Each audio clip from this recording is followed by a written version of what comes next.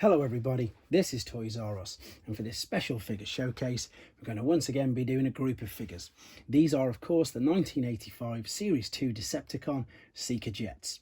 What we've got on the left hand side, the reddish one, maroony one, we've got Thrust, we've got Ramjet in the middle, and of course we've got Dirge to the right hand side. What we're going to do with this video, we're going to have a quick look at them in both of their modes. That'll help you decide how you want to display them. I'll show you all the accessories that come with them. That'll help you know if yours is complete. We can have a quick look at the instructions, and as I'm lucky enough to have a couple of different types of packaging, we can have a look at the artwork and the battle scenes on the back of that.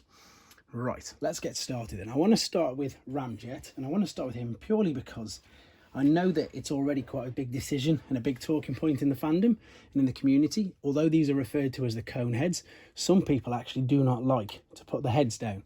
Sorry, the heads up. They prefer to have them down. I do think 100% that they look better with them down, but because of that's the way they are in the cartoon and in some of the guidebooks, that is the way I like to display them. Now, the funny thing about this is in some of the books, and this is what I want to ask you guys, is how you display your Ramjet. And the reason for this is, let's have a quick look. So that's pretty much the way that I display him. And then if you have a look at these books, so these are proper renowned books, so that's this particular one, it's got him there like that with the wings the other way around, the tail fins to the side. I don't really like that one at all. This one again is just the older version of it, and it looks, I think, even worse. Look, they folded the wings totally behind and the tail fins there. So that's a good question. I'd like to know how you guys display and what you think looks best. I've gone with the more traditional, this particular book, and that way. Anyway, enough on that. I just thought it'd be interesting to have some interaction, so let's have a look at him. So big thing with this guy is he is white, so if he's not white, then obviously he might be some faded. That could be something that lets him down. And the thing with all of the Seeker Jets, the stickers are quite important. You've got them on the feet, you've normally got them on the top of the thighs, and of course in this bit here. But to be honest, the most important bits is the stickers on the wings. Now they aren't too bad. Previous owners done me proud with them, to be fair. And of course on the top. Now, when we look at his accessories, the main differences between these Seekers and the Wave 1 Seekers is the accessories, to be honest. Obviously the wings are different with all of them, but let me just talk about the fists first and foremost. These fists you can use on any of these three. So yeah, obviously with Skywarp having purple ones, and of course Starscream having the blue, so you couldn't obviously move and interact them all together. So these you can get away with. Same with his bombs, these big cluster bombs on the side, they're unique to him though. So, but these, I think, and you'll agree, are easier to look after, and they're not lost as easy. So you'll find these are far more common than the smaller null rays and missiles for the other jets. But there he is in robot mode. Let's have a proper look at the alternate mode then. So there we go. And again, you can see what I mean about stickers on the wings, how they look good. The two cluster bombs on the bottom, and of course the logo on the stickers there. Unfortunately, I have already mentioned, but yeah, if you get these some faded, it doesn't look too nice. There's the landing gear, and there goes one of the tail fins. These do come apart, so there you go, and I can't hold them. And then these just fit in the back of the wings like so.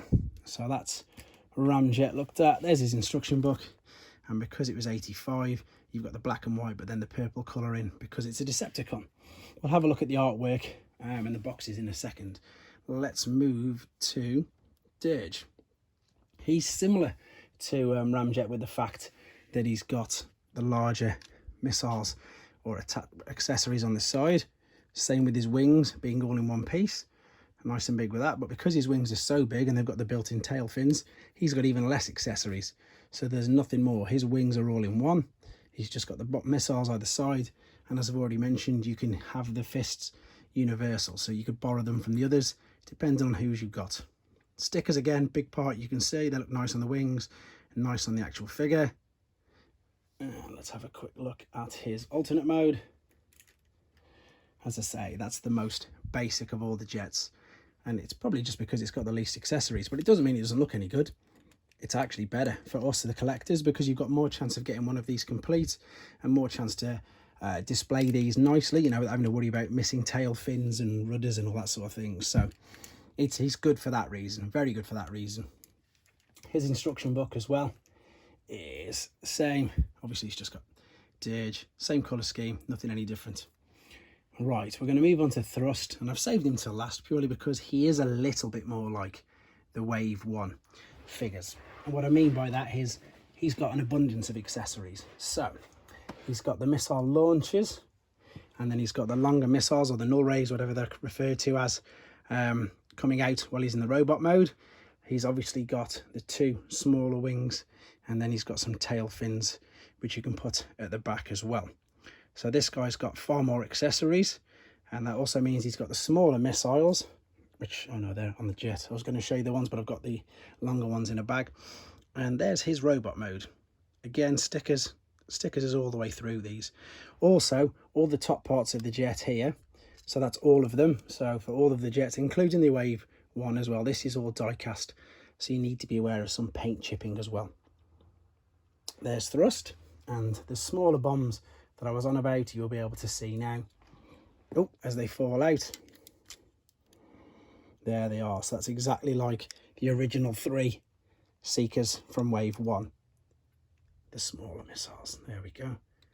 And because these are Hasbro ones, they obviously don't fire, and sometimes they don't even stay in, as you can see. There we go. Great alternate mode though. This one's probably my favourite of Wave 2. Just looks really good. Totally different. Right, so there are all the jets. Well, let's have a quick look at some of the packaging then. So most of the battle scenes are the same, but I'll just point out a few of the differences when I go to the Japanese one I've got below. So we've got the lovely artwork of Thrust there. And then of course we've got the transformation process on the top. That's the same for all of these. If we spin it around, oh, we've actually got the 84 battle scene there. There we go. I might be wrong.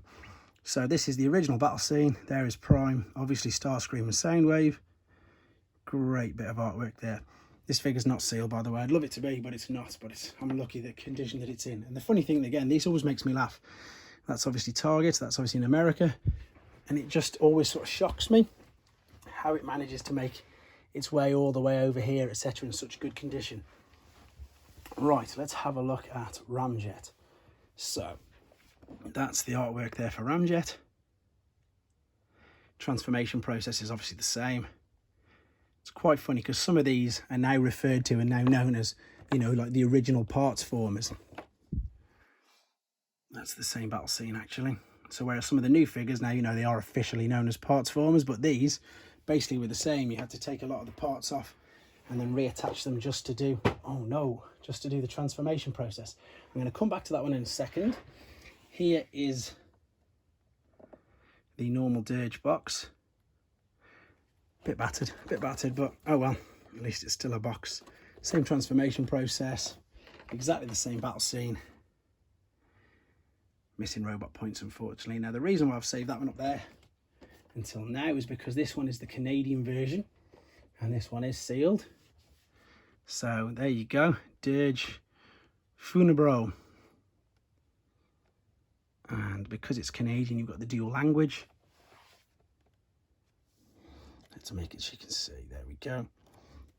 And yep, exactly the same battle scene, but again, dual language at the top and on his tech spec as well.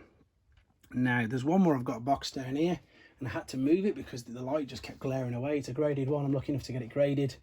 And this is a Japanese, so it's the Takara version of Ramjet. So you've got the same artwork of Ramjet himself. The boxes for the Japanese ones, as you can see, are totally different. They're inside polystyrene inserts. They're much, much smaller, so they're nice and snug. If I put this there, you can see it completely covers it, even the case. Whereas if I put the Ramjet box behind, you'll see that it comes out at the side. They're that much bigger. So this case, so this Takara one's much, much snugger. And there we go. There's this transformation process. Now let's have a look at the back and look at this for a battle scene. There's one of my favorites.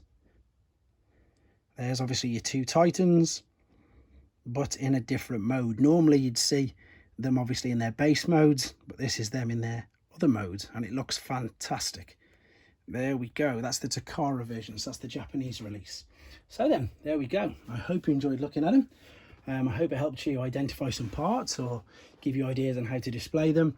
This is the 1985 Wave 2 Decepticon Seeker Collection.